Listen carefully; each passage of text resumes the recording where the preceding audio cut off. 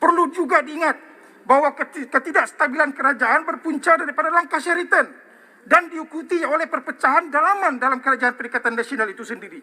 Ianya bukan disebabkan oleh blok pembangkang yang mana sepatutnya MOU di kalangan Kerajaan Perikatan Nasional itu yang perlu ditandatangani. Sebagai anggota pembangkang, peranan semak dan imbang harus diperkasakan, bukan dilemahkan.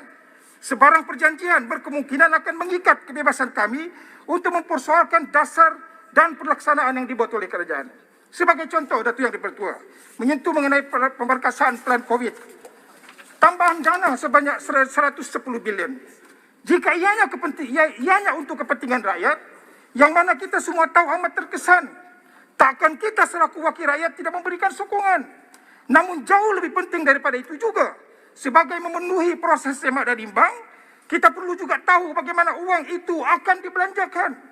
Daripada mana sumber itu diperolehi? Apakah akan ada mekanisme untuk memastikan agar golongan sasar dapat dibantu? Dan akhir sekali, daripada mana sumber ini diperolehi?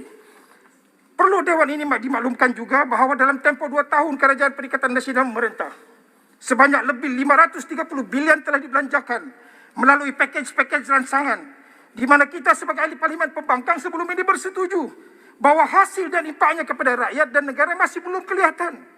Dan bukankah kita sebagai ahli Parlimen Pembangkang sebelum ini juga bersetuju bahwa kita perlu memastikan setiap sen duit rakyat yang dibelanjakan, termasuklah uang tambahan yang kita setuju untuk diluluskan di masa akan datang, perlu menepati sasaran dan tiada ketirisan dan penyalahgunaan dana awam.